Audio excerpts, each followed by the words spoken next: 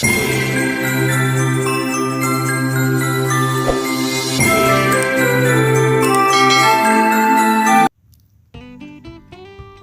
बार एक लड़का था जो गुणी कलाकार, दिखने में बहुत अच्छा और बहुत ही ज़्यादा बुद्धिमान था। जैसे एक स्वाभाविक नेता, ऐसा हर कोई अपनी टीम में उसे लेना चाहता था, मगर बहुत स्वार्थी और गुस्सैल बहुत था। हर समय उसको गुस्सा ही भरा रहता था, हर किसी से सीधे नहीं बोलता था। जब उसे गुस्सा आता तो बहुत ख़राब चीज़ें बोलता और करता, इतना कि उसके पास कौन है उसका भी लिहाज नहीं रखता था, अपने दोस्तों का भी लिहाज नहीं रखता था। इसलिए उसके बहुत कम दोस्त थे।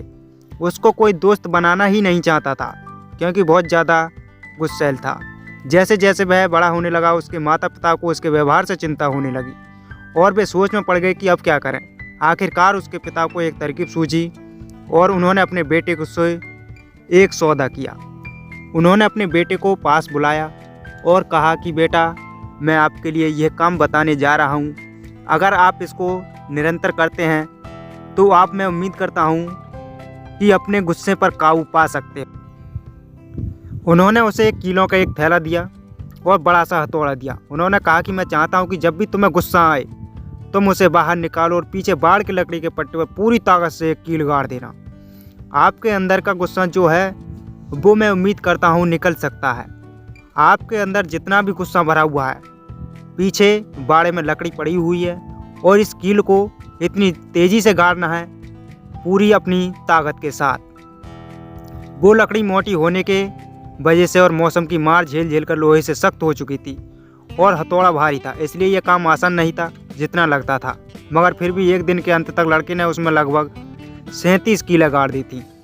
उस लड़के ने हार नहीं मानी और निरंतर उसी कार्य को करता रहा और उसने लगभग एक दिन के अंदर ही 37 किलो को गाड़ दिया था और फिर भी उसके अंदर उत्साह भरा हुआ था।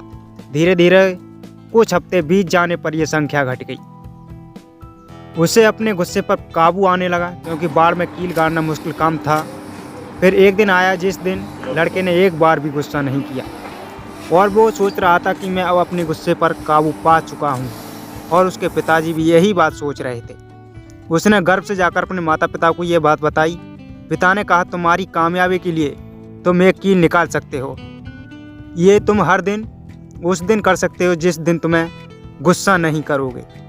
आपको ये कील उसी दिन निकालनी है जिस दिन आपको गुस्सा नहीं आए, अन्यथा नहीं निकालनी। अगर गुस्सा आए तो उसमें आपको कील गाड़ देनी है।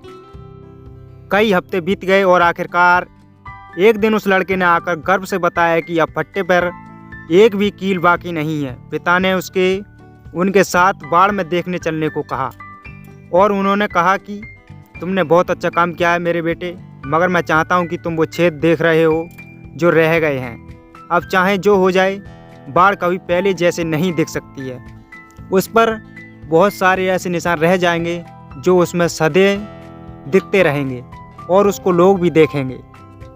गुस्से में कही और करी बातें भी ऐसे निशान छोड़ जाती हैं और दाग हमेशा रह जाता है।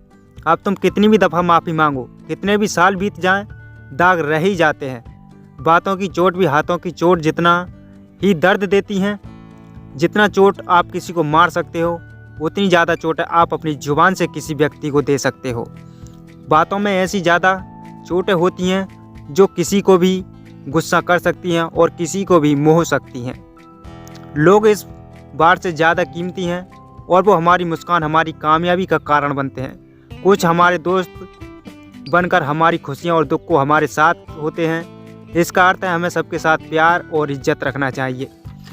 हमारे दोस्त ही हैं जो हमें किसी कामयाबी की ओर ले जाते हैं और हमें अपने दोस्तों के साथ कभी मनमुटाव नहीं करना चाहिए। इसलिए हमें कम से कम दाग देने हैं। दोस्तों, कितना ज़रूरी है सबक देना।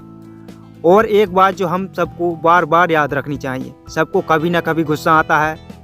तब असली इम्तिहान होता है वह कि हम उसका क्या करते हैं। अगर हम समझदार हैं तो हम अपना समय पुल बनाने में लगाएंगे, ना कि बाढ़ बनाने में।